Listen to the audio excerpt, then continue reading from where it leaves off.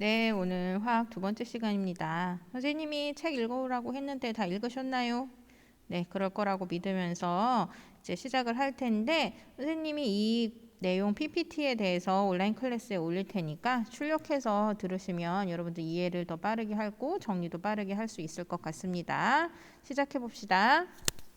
네, 첫 번째 문제입니다. 1906년 하버는 공기 중에 질소를 수소와 반응을 시켜서 이것을 대량으로 합성하는 제조 공정을 개발하였다. 기억에 들어갈 물질이 무엇일까요? 뭐예요? 그렇죠, 암모니아죠. 그렇죠? 자, 암모니아 여러분 화학식 아세요? 그렇죠, 암모니아 NH3. 그렇죠? 자, NH3는 N은 뭐예요? 질소죠. 그렇죠? 그리고 H는 수소.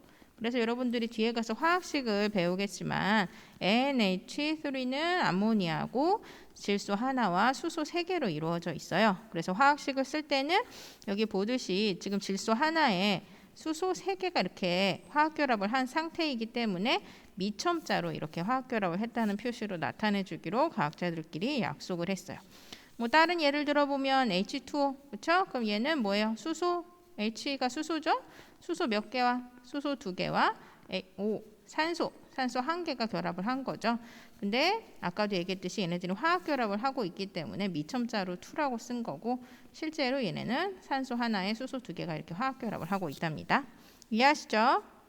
그리고 이 개발이 중요했던 이유가 뭐예요? 이제 우리가 지금 화학의 발달에 따라서 우리의 삶의 질이 얼마나 높아졌는지에 대해서 지금 교과서에서 배우고 있는 거잖아요. 그렇죠? 근데 이제 이 하버가 이 공기 중에 질소랑 수소를 반응을 시켜서 암모니아를 대량으로 생성하는 시점이 어떤 시점이냐면 이제 전 세계 인구가 급수적으로 막 늘어나는데 그에 따라서 식량이 보급이 어려운 상황이었던 거죠. 그래서 식량을 대량 생산하기 위해서 곡식을 길러내기 위해서는 얘네들 그냥 땅에 심는다고 많이 자라는 게 아니잖아요. 그래서 그에 따른 비료를 이제 제공을 해줘야 되는데 옛날에 이제 인분, 그치 사람의 그치 배설물, 뭐 아니면 동물의 가축의 배설물로 이 비료를 대신했는데 이게 한계가 있는 거죠. 많은 양의 곡식을 키워내기 위해서는. 그래서 이제 암모니아가 필요했던 건데 이제 암모니아 안에 N, 질소, 그러니까 질소 공급이 필요했던 거예요. 이런 시점에서 하버가 암모니아를 값이 싸게 생산할 수 있게 되는 거죠. 그런 공정을 개발을 하게 된 거죠. 이렇게 하버는 인류를 위해 큰 역할을 한 거죠. 참 긍정적이죠. 근데 또 양면성을 갖고 있어요. 이 하버가 또 뭐를 나중에 개발을 하게 되냐면 그 독일에서 이제 강제 수용소에서 독가스를 배포함으로 인해서 많은 유대인들이 희생당했잖아요. 그때 그 독가스 개발에도 참여한 게 이 하버예요. 그래서 과학자들의 그 성품과 그들의 선택이 사회에 어떠한 영향을 미치는지 그 결과가 되게 클 수 있다는 걸 우리가 보는 예가 되겠죠. 선생님 생각할 때는 과학자뿐만이 아니라 여러분들은 또 예술 쪽의 전문인들이잖아요. 그렇죠? 그래서 여러분들이 하는 행동과 또 여러분들이 하는 예술 활동들이 다른 사람에게 어떤 영향력을 미칠지에 대해서 책임감을 가지고 행동할 필요가 있다고 생각을 해요. 선생님의 자리도 마찬가지고 선생님의 말과 행동이 또 학생들에게 미칠 영향력 이런 것들을 한번 생각해 볼 수 있는 시간이 되었으면 좋겠습니다. 네, 이제 두 번째 문제입니다. 두 번째. 앞에서 배웠던 암모니아는 산소와 질소기체를 반응시켜서 만든다. O일까요? X일까요? X죠. 그렇죠? 왜 X예요? 자, 아까 설명했었잖아요. 암모니아가 화학식이 뭐예요? NH3죠. 그래서 이게 지금 PPT가 다 깨져가지고 올라가는 턱에 이제 미천자를 써야 되는데 이게 다 크게 숫자가 써졌어요. 여러분 수정해 주세요. 그럼 암모니아는 아까 얘기했듯이 뭐랑 뭐로 이루어져 있어요? 질소랑 H라는 수소로 이루어져 있죠. 근데 여기는 무슨 기체? 산소 기체라고 써 있으니까 틀린 거죠. 그러면 산소 기체 역시 얘도 O2 미첨자로 써줘야 되고 질소 기체도 N2로 써주셔야 돼요. 됐나요? 그래서 공기 중에 있는 산소 기체는 여러분 화학식이 O2예요. 그러니까 산소 하나가 딸랑 공기 중에 떠다니는 게 아니고 산소랑 산소가 서로 화학 결합을 한 채로 공기 중에 떠다니게 되고 그다음에 질소도 역시 공기 중에 질소 하나로 떠 있는 게 아니고 질소랑 질소가 결합을 한 상태로 공기 중에 떠 있단 말이에요. 그럼 앞에 문제와 연이어서 생각을 해봅시다. 우리가 공기를 구성하는 기체의 성분에 대해서 많이 알고 계신가요? 그렇죠? 우리가 공기에 이제 여러 가지 기체의 성분들이 이제 있는데 우리가 알고 숨쉬는 산소 기체도 있고, 그다음 우리가 내뱉는 이산화탄소 기체도 있고, 근데 이런 기체 중에 가장 공기에서 많이 차지하는 기체가 뭘까요? 그렇죠? 질소 기체예요. 그렇죠? 그럼 공기 중에 질소가 되게 많단 말이에요. 그러면 도대체 식물은 왜 공기 중에 질소를 사용하지 못해서 비료가 필요했던 걸까? 이걸 생각해 볼 필요가 있어요. 의문을 가질 필요가 있는 거죠. 왜냐하면 식물은 포도당을 만들 때 탄소를 어디서부터 공급받냐면 이산화탄소로부터 공급을 받아요. 이산화탄소 공기 중에 많잖아요. 그거를 흡수해서 받는단 말이에요. 그런 식으로 질소도 그냥 공기 중에 엄청 많은데 거기서 흡수해가지고 사용하면 안 되냐? 이 이유가 뭐냐면 선생님이 지금 질소를 설명을 하면서 공기 중에 혼자 있지 않고 아까 얘기했듯이 이런 식으로 화학 결합을 하고 있다라고 그리면서 지금 보여준 게 뭐냐면 질소랑 질소 사이 싹대기 3개를 그었잖아요. 이게 뭐냐면 화학 결합을 나타내는 거예요. 나중에 뒤에 가서 공유 결합을 배우겠는데 어쨌거나 질소랑 질소는 지금 결합을 몇 개나 한 거예요? 3개나 한 거예요. 그래서 식물이 이 질소를 사용하기 위해서는 이 결합을 끊고 그렇죠? 질소를 사용을 해야 되는데 이 결합 끊기가 쉽지가 않았던 거죠. 그래서 이 결합을 끊기 위해서는 자연적으로 어떤 일이 일어나냐면 번개가 치거나 뭐 이런 식으로 큰 에너지가 가해져야지만 끊어지는 현상이 있었고 우리가 뭐 맨날 번개 치는 거 아니잖아요. 그러다 보니까 식물이 공기 중에 아무리 질소가 많다 하더라도 그 질소를 직접 사용할 수 없게 되었던 거죠. 그래서 질소 공급을 하기 위한 여러 가지 방법들이 필요했고 그래서 이제 암모니아를 개발하는 게 되게 큰 역할을 하게 되는 상황이 된 거죠. 이해하시겠나요? 세 번째 문제 들어갑니다. 고분자 화학의 기초를 연구하여 합성 섬유인 나일론과 합성 고무인 네플렌을 개발한 과학자 누굴까요? 알고 계시죠? 캐로더스예요. 캐로더스. 그래서 캐로더스가 이 나일론을 개발하면서 이제 점차적으로 섬유의 발전이 일어나는 거죠. 이해하셨죠? 네, 이제 네 번째 문제. 화학이 의류 문제를 해결한 사례에 대한 설명으로 옳은 것을 모두 고르면 기억, 실크와 같은 천연 섬유를 대량 생산하였다. 니은, 쉽게 닳고 잘 구겨지는 폴리에스터의 단점을 보완하기 위해 나일론을 개발하였다. 디귿, 석유를 원료로 만든 합성 섬유를 이용하여 값싸고 다양한 기능의 의복을 제작하였다. 뭘까요? 답은? 네, 답은 여러분들 알다시피 디귿입니다. 디귿. 그러면 이제 기억과 니은은 왜 안 되는지 우리가 생각해 보도록 하겠습니다. 기억, 실크와 같은 천연 섬유를 대량 생산하였다. 실크가 천연 섬유는 맞아요. 대량 생산 가능한가요? 쉽지 않죠. 그렇죠? 천연 섬유는 얘네들을 길러내야 되고 식물을 그렇죠? 그거를 또 여러 가지 공정을 거쳐야 되는데 식물을 대량으로 생산하는 것도 쉽지 않을 뿐더러 그 공정들도 쉽지 않아요. 그래서 이 대량 생산이 불가능했기 때문에 이제 인공적인 방법으로 사용해 가지고 섬유를 개발하게 되었던 거죠. 그렇죠? 그럼 니은은 왜 틀려요? 쉽게 닳고 잘 구겨지는 게 폴리에스터의 단점인가요? 아니죠. 쉽게 닳고 잘 구겨지는 게 천연 섬유의 단점이고 이 단점을 이제 보완하기 위해서 개발이 이루어졌던 거죠. 그리고 또 하나 폴리에스터의 단점을 보완하기 위해서 나일론이 개발됐대요. 이거 순서가 맞을까요? 틀릴까요? 틀리죠. 나일론이 먼저 개발되고 그 다음에 폴리에스터가 개발되었죠. 이해하시죠? 그리고 이제 디귿은 맞는데 여기 보시면 석유를 원료로 만든 합성섬유를 이용하였다. 그래서 우리가 석유가 우리가 알고 있는 휘발유 위에도 여러 곳에 쓰여요. 뭐 아스팔트를 까는 데도 쓰이고 등등 뭐 가정용 난방에도 쓰이지만 우리가 입고 있는 옷에도 이 석유가 많이 쓰이고 우리가 사용하는 플라스틱에도 석유가 많이 사용이 돼요. 그래서 석유가 참 많은 곳에 이용이 되고 있다는 걸 여러분들 알고 계시면 돼요. 다음 문제. 동물이나 식물의 사체가 땅속에서 오랜 세월을 거쳐 분해되어서 생성된 것으로 태우면 산소와 반응하여 많은 열과 에너지를 방출하는 걸 뭐라고 합니까? 뭘까요? 동물, 식물 사체 압력받아서 그렇죠. 우리가 알고 있는 거는 이제 석탄, 석유 뭐 이런 것들이지. 이것들 통틀어 뭐라 그러냐면 화석 연료라 그래요. 됐죠? 그래서 동물이 이제 이런 과정을 거치면은 석유가 되는 거고 식물이 이런 과정을 거치면 석탄이 되는 거죠. 근데 이제 결국은 동물 식물의 사체이기 때문에 얘네들의 매장량에 한계가 있는 거죠. 그래서 석탄과 석유에 이제 매장량에 한계가 있어서 대체 에너지가 필요한 상황이 돼 있는 거죠. 네, 다음 문제. 기억을 코코스와 섞어서 용광로에 속에 넣고 가열을 하면 순수한 철을 얻을 수 있다. 기억에 들어갈 물질은 무엇일까요? 뭘까요? 그렇죠. 철광석이죠. 철광석. 네, 철광석 화학식을 여러분들이 보시면 Fe2O3예요. 그럼 결국은 뭐예요? 얘는 철로만 이루어져 있는 게 아니라 누가 또 붙어 있어요? 산소가 붙어 있는 거예요. 그래서 철이 공기 중에 산소와 결합한 상태로 있기 때문에 우리가 순수한 철을 사용하기 위해서는 이 산소를 띄어내야 돼요. 근데 띄어내는 과정이 이제 녹이는 건데 녹이기 위해서는 온도가 많이 높아야 되기 때문에 코코스라는 것도 필요하고 근데 용광로 속에서 온도를 높여주면서 이제 순수한 철을 이제 얻을 수 있게 되는 거죠. 다음 문제. 화석연료는 대부분 기억과 니은으로 이루어져 있다. 기억과 니은에 들어갈 원소는 무엇인가? 누굴까요? 그렇죠. 탄소랑 그다음에 수소예요. 그래서 원소 기호가 탄소가 C고 수소는 뭐예요? H. 그래서 화석연료는 대부분 탄소랑 수소의 계속적인 결합으로 이루어져 있답니다. 산업혁명은 무엇을 에너지원으로 사용하게 되면서 일어났나요? 답이 뭐예요? 그쵸, 석탄이죠, 석탄. 에너지원이라는 게 뭐예요? 에너지를 내는 물질, 그죠? 근본 물질을 의미하는 거죠. 석탄, 석유 뭐 여러 가지가 있을 수 있는데 그 중에 산업혁명과 관련된 건 석탄이죠. 그리고 석유는 그 이후에 이제 사용이 됐던 거고 또 그 이후에는 뭐 원자력 발전소 이런 것들이 이제 개발되게 됐죠. 오늘날 가장 널리 사용하는 합성 섬유로 질기고 잘 구겨지지 않으며 빨리 마르는 특징이 있어서 다양한 의료용 섬유로 많이 이용되는 섬유의 이름은 앞에서 우리가 섬유에 관련해서 옳고 그른 거 골랐잖아요. 거기에 나왔던 앤데 누굴까요? 그쵸, 폴리에스터죠. 됐죠? 다음 문제입니다. 독일의 과학자 리비는 기억과 니은 디귿이 식물 생장에 꼭 필요한 원소라는 것을 밝혀냈대요. 여기 들어갈 원소의 이름들 뭐뭐뭐예요? 그쵸? 질소는 원소 기호로 N. 그 다음에 누구예요? 인은 원소 기호로 P. 그 다음에 칼륨은 원소 기호로 K입니다. 이것들이 이제 식물 생장에 필요하다고 합니다. 이걸 밝혀낸 게 리비라는 과학자고요. 탄소 원자가 수소, 산소, 질소, 황, 할로젠 등의 원자와 결합하여 만들어진 화합물을 무엇이라고 하는가? 이미 문제에 답이 나와 있죠. 뭔가요? 탄소 화합물이죠. 그래서 탄소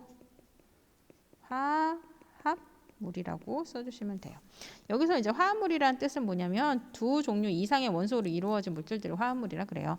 그래서 탄소가 질소랑 결합을 하건 탄소가 황으로 결합을 하건 어쨌거나 두 종류 이상의 원소로 이루어진 물질들이 되잖아요. 그래서 그런 것들을 화합물이라 그러고 이제 중심이 탄소이기 때문에 탄소 화합물이라고 합니다. 됐나요? 새로 지은 건물 안에서 두통, 기침 등을 느끼는 세질증후군은 주로 건축자재나 벽지 등에 사용된 접착제의 원료인 기역 때문에 자주 나타난다. 기역의 물질이 뭘까요? 자, 여러분 알고 계시죠?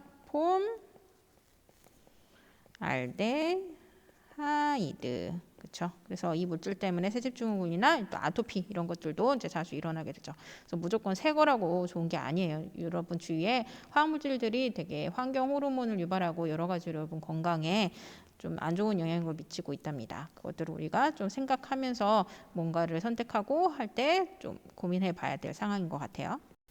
메탄과 같이 탄소와 수소로만 이루어진 물질로 주로 화석연료 속에 들어있는 물질들을 무엇이라고 하는가? 아까 했었죠. 화석연료 속에 누구누구가 들어가 있다. 그죠? 탄소랑 수소가 주로 이루고 있는 거죠. 그렇죠? 근데 이제 메테인 여기 이제 CH4 얘도 역시 깨져서 미첨자로 써주셔야 돼요. 그렇죠? 얘도 어쨌거나 탄소랑 수소로 이루어져 있죠. 그렇죠? 그래서 이런 물질들을 뭐라 그러냐면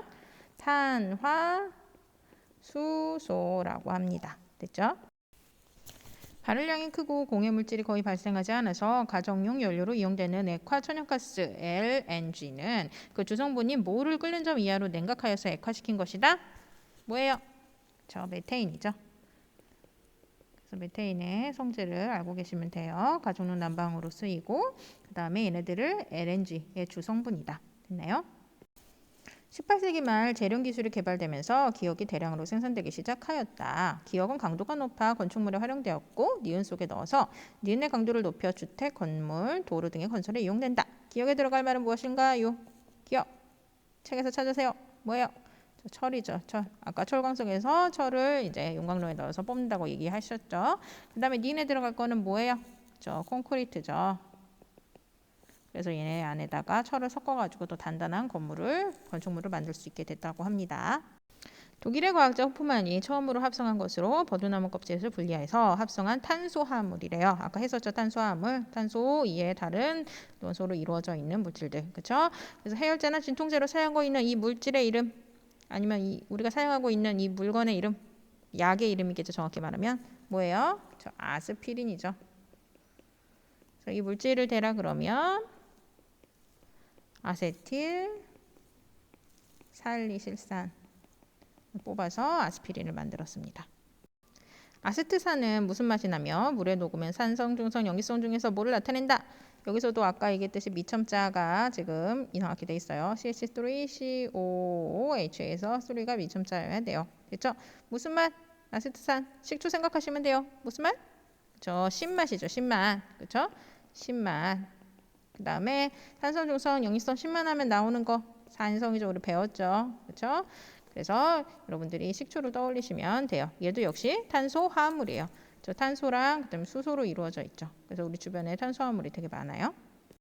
이제 거의 끝나가니까 조금만 힘내봅시다. 아래의 물질들 중에 산소가 포함되지 않은 탄수화물 누구예요? 누구? 그렇죠. 누구? 메테인이죠. 메테인 화학식 뭐였어요? CH4. 탄소랑 그다음 수소로만 이루어져 있죠. 메탄올은 C2H5OH. 그럼 탄소 있고 수소도 있고 산소도 있네요. 그다음에 아세톤은 뭐예요? CH3 그다음에 CO, CH3. 얘는 탄소, 그다음에 수소, 산소 다 있죠. 아세탄은 앞에서 봤죠. CH3COOH. 여기도 산소 들어가 있고 폼알데하이드는 아까 세제증후군 접착제 얘기하면서 나왔었죠. HCHO 여기도 산소가 있답니다. 그래서 산소가 포함되어 있지 않은 것은 1번 메테인입니다. 술의 주성분으로 특유의 냄새가 나고 색깔이 없으면 물에 잘 녹아서 소독용 알코올, 약품의 원료 등에 이용되는 물질. 얘도 탄수화물 중에 하나인 거죠. 앞에 봤던 보기 중에 있어요. 이 물질. 누구예요? 저 에탄올이죠. 에탄올. 됐죠? 석유를 이용하여 만든 제품으로 상온에서 고체 상태에 있지만 높은 온도나 압력에서 녹기 때문에 다양한 모양으로 가공할 수 있고 가볍고 외부 충격에 강하여 일상 곳곳에 폭넓게 이용되고 있는 이 물질의 이름은 무엇일까요? 석유가 여기에도 사용돼요. 아까도 얘기했어요. 어떤 거? 그렇죠. 플라스틱이죠. 우리 주변에 거의 모든 곳에 플라스틱이 사용이 되고 있어요. 그럼 플라스틱에서 조금만 더 봅시다.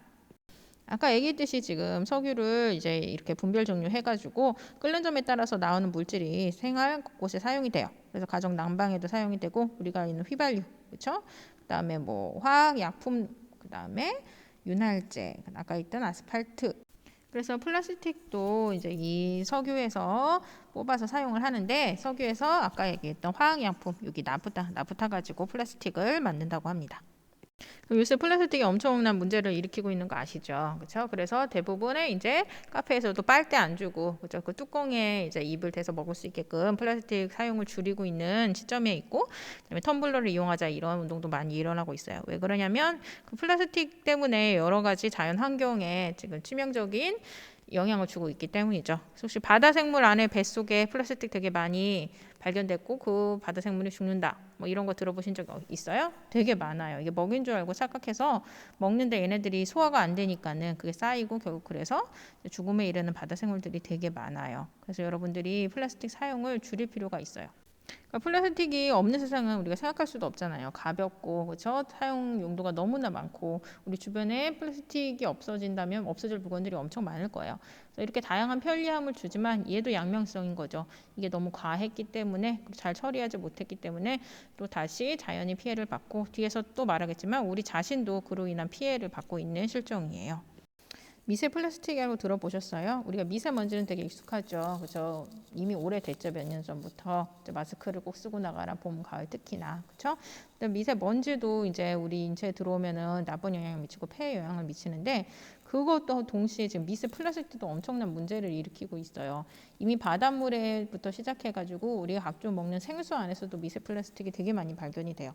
그러니까 너무 미세하기 때문에 관찰도 잘 안 되는데 이미 우리 혈액 속에 이미 있을 거예요. 이제 바다에서 그쵸, 물고기 잡으면 그 안에 당연히 미세 플라스틱이 있고 그뿐만이 아니라 생수에서도 이미 많이 노출이 돼 있고 우리 몸에도 이미 많이 돌고 있다고 합니다. 그래서 이 문제점이 이제 아직 연구 단계이긴 하지만 미세하기 때문에 우리 혈관 속에 다 침투해서 들어갈 수가 있거든요.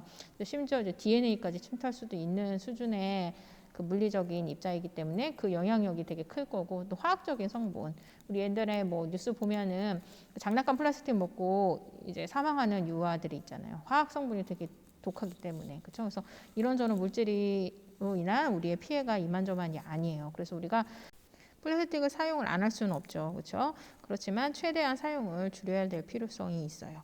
선생님 이제 기사 읽다가 충격을 받은 게 이제 종이컵 있죠. 종이컵에 뜨거운 물 넣어서 이제 커피 타 마시거나 차를 마시잖아요. 그때 그 안에 코팅되어 있는 게 플라스틱이래요. 근데 그게 녹으면서 미세 플라스틱이 배어 나온다고 하네요. 그걸 우리가 먹고 있는 거죠. 그래서 깜짝 놀라면서 사용하지 말아야겠다는 생각을 했어요. 그래서 여러분들 잘 드시는 컵라면도 마찬가지일 거예요. 그래서 우리가 여러 가지를 좀 고려하면서 우리가 선택을 하고 나아가지 않으면 우리 건강에 정말 적신호가 올 것 같다는 생각을 합니다. 이제 두 문제 남았어요. 그러니까 힘냅시다. 지금 문제는 되게 화학 전반적인 것들에 대해서 우리가 이해할 수 있는 문제인데, 왜냐면 화학의 정의를 나타내주고 있거든요. 그래서 화학의 정의는 뭐냐면, 화학은 물질의 기억, 조성, 구조, 니은 및 그에 수반하는 에너지 변화를 연구하는 자연과학의 한 분야이다. 이렇게 정의를 한대요. 그러면 봅시다. 기억에는 뭐가 들어갈까요? 기억에는 뭐가 들어가냐면 성질이 들어가요. 그리고 니은에는 변화. 이제 잘 이해가 안 가잖아요. 말이 어려워 보이잖아요. 화학도 어려운데 그걸 지금부터 잠깐 설명을 할게요. 뭘 예를 들 거냐면 우리가 물을 예를 들어서 선생님이 설명을 해볼게요. 봅시다. 물의 성질부터 봅시다. 물의 성질을 알아보는 게 화학이래요. 물의 성질 뭐가 있어요? 자, 100도씨에 끓고 0도씨에 언다. 맞나요? 그 다음에 얼음이 되었을 때, 고체 상태가 되었을 때 액체보다 부피가 어떻게 돼요? 그렇죠. 액체보다 부피가 커지죠. 이게 물만의 특징이에요. 다른 물질들은 이제 액체에서 고체로 변하면서 부피가 줄어들죠. 서로 더 입자들이 가까이 붙기 때문에. 근데 물 같은 경우는 액체에서 고체로 변하면서, 다시 말하면 물에서 얼음으로 변하면서 얘네들끼리 각도를 이루면서 고정화되기 때문에 그 안에 빈 공간이 생기고 그로 인해서 부피가 커지죠. 그래서 이제 얼음이 물 위에 뜨게 되는 거죠. 이게 얼마나 감사한 일이에요.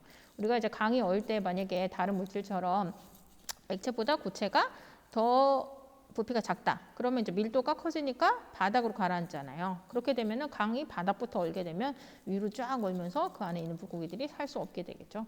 근데 이제 위에서부터 얘네들이 얼어버리고 걔네들이 위에 있는 차가운 바람을 차단해주기 때문에 아래에 이제 물이 그대로 있을 수 있고 그 안에 생명체가 겨울이 지나도 살아갈 수 있는 방편이 되는 거죠. 신기하죠, 그렇죠? 참 감사한 일이기도 하고. 그 다음에 또 성질 뭐가 있을까요? 혹시 표면 장력 알아요? 그렇죠? 얘네들 표면 장력은 물 분자끼리 서로 끌어당기는 힘을 의미해요. 그래서 우리가 이제 이슬이 맺힐 때 어떤 식으로 맺혀요? 뭐 이런 식으로 맺히잖아요. 그렇죠? 근데 우리가 이제 우주선에 가서 만약에 물 분자를 이렇게 떨어뜨리면, 그렇죠? 물동자를 떨어뜨리면 어떻게 돼요? 동그랗게 돼요. 그렇죠? 나중에 영상 한번 찾아보세요. 자, 우리가 지구에서는 이렇게 이슬이 밑으로 내려가는 게 중력 때문에 내려가지만 우리 우주에서는 이제 무중력 상태죠. 그렇죠? 그러다 보니까 물 분자가 물 분자를 서로 끌어당기면서 표면적을 가장 작게 만들 수 있는 게 구라고 합니다. 그래서 구 형태가 되면서 물이 둥둥 떠다니는 상황이 돼요. 그래서 이렇게 물의 성질을 알아보는 거, 이게 화학이래요. 그 다음에 조성. 조성은 물이 뭐로 이루어져 있어요? 이제 화학식 아까 했었죠? H2O, 수소랑 산소로 이루어져 있다. 됐죠? 그 다음에 구조. 아까 대충 그렸는데 이 산소 하나에 수소가 이렇게 달라붙어 있어요. 그래서 우리가 뒤에서 3단원에서 분자의 구조를 배울 거예요. 이 각도가 몇 도냐면 104.5도예요. 그럼 왜 104.5도냐? 나중에 배울 거예요. 그래서 구분형이라 그러는데 이런 구조를 알아보는 게 화학이에요. 근데 마지막으로 변화. 물의 변화, 여러분들 가장 쉽게 접하는 물의 변화가 뭐예요? 상태 변화죠. 그렇죠? 고체에서 액체, 그다음에 기체. 그래 고체에서는 얼음, 그다음에 액체에서는 물, 기체에서는 수증기죠. 이런 변화를 알아보는 게, 그렇죠? 이거 위에 뭐 이제 물의 전기분해 혹시 들어봤어요?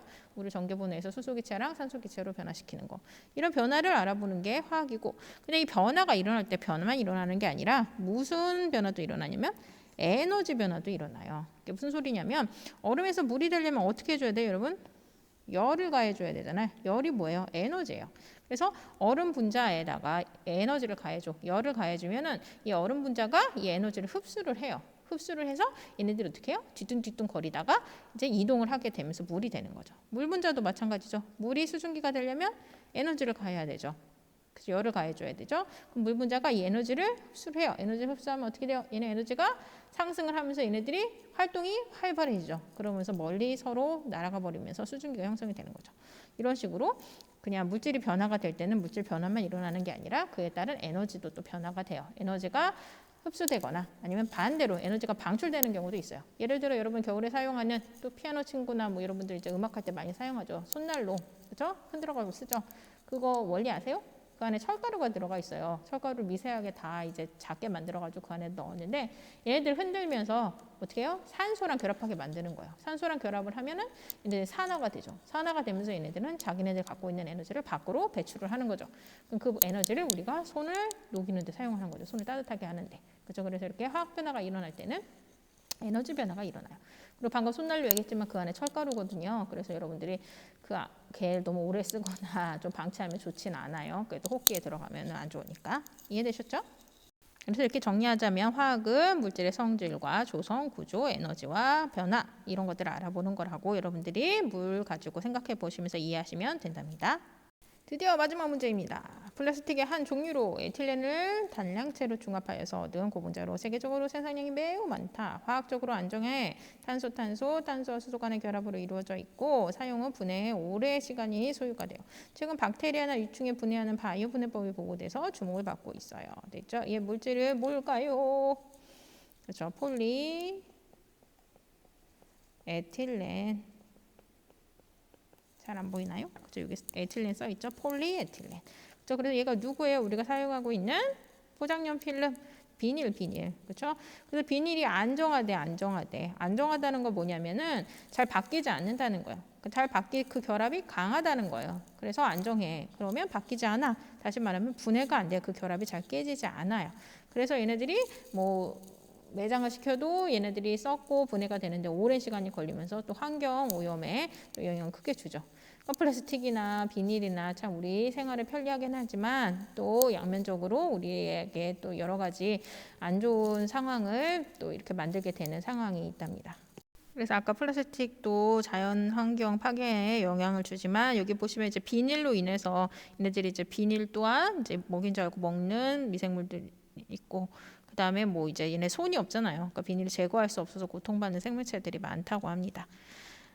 이제 수고 많으셨어요. 이 장시간 여러분들 들으시느라고 수고 많으셨고 이제 다음 단어는 우리 선생님이 이제 프린트 이제 올리고 그거 가지고 강의할 테니까 프린트 다운 받아서 역시나 이제 강의 준비하시면 됩니다.